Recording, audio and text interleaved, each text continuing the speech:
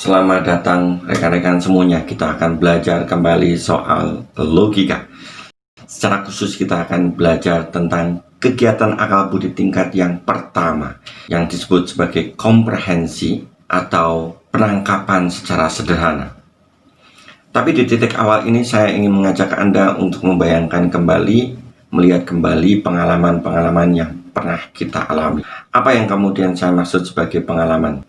Yang saya maksud sebagai pengalaman ini, pernahkah Anda suatu saat itu mengalami sesuatu, tetapi pada saat Anda mencoba ingin mengungkapkannya, Anda tidak tahu kata yang bisa untuk mengungkapkannya. Anda tidak tahu ini harus dikatakan seperti apa.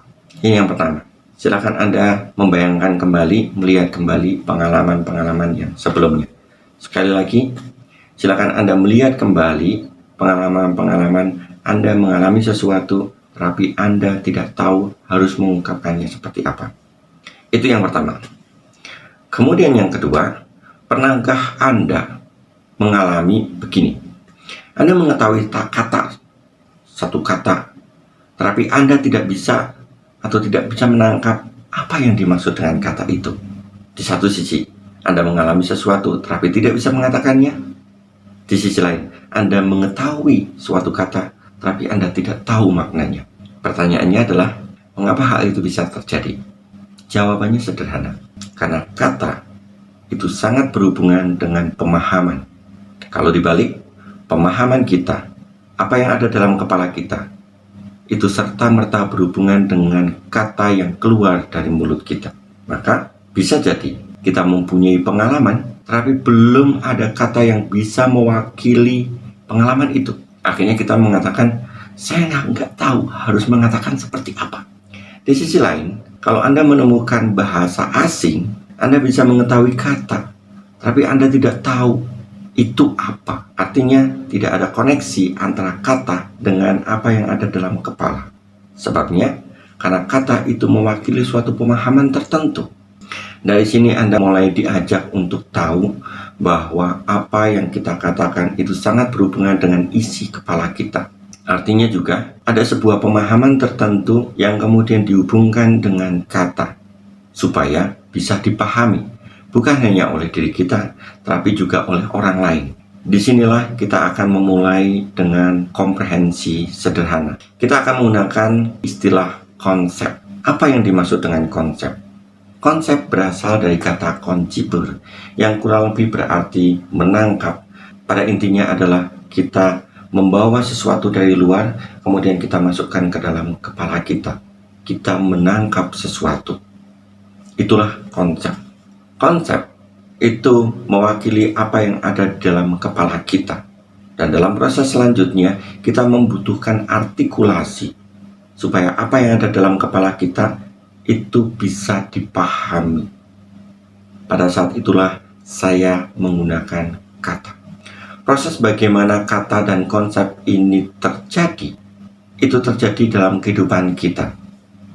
Pada saat Anda kecil, yang pertama kali, sekali lagi, yang pertama kali kita pelajari adalah konsep. Bagaimana Anda menangkap segala sesuatu yang ada di sekitar Anda. Orang tua atau orang-orang di sekitar kita akhirnya kemudian membantu kita. Semua pengalaman-pengalaman itu kemudian dibantu dengan kata. Pada saat itulah orang tua atau orang di sekitar kita akan mengatakan, ini mama, ini papa, ini makan, ini minum, dan seterusnya. Dalam perjalanan kemudian kita akan tahu bahwa ada petang dan ada sore. Akhirnya kemudian orang tua atau keluarga Anda itu akan mengatakan, ini sudah sore, ini sudah petang. Anda menangkap suasananya, tapi Anda tidak tahu kata. Baru setelahnya Anda akan diberitahu bahwa ini adalah, dan seterusnya. Dan pada proses Anda kecil, Anda selalu menangkap apapun juga yang ada di sekitar Anda, tanpa harus menggunakan kata. Dalam proses selanjutnya, apa yang Anda tangkap itu akan dibantu oleh orang-orang di sekitar Anda untuk memberikan makna terapi dalam artikulasi. Ada bahagia, ada sedih, ada gundah, ada lapar, ada haus, main sepeda atau sepeda, mainan, minum, makan, dan seterusnya. Tetapi sekali lagi, Anda menangkap sesuatu dulu, baru orang di sekitar Anda akan memberitahu sesuatu yang Anda tangkap itu mempunyai nama.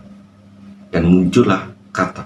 Singkat cerita, kata itu mewakili apa yang ada dalam kepala kita yang kita tangkap dari sekitar kita melalui panca indera kita.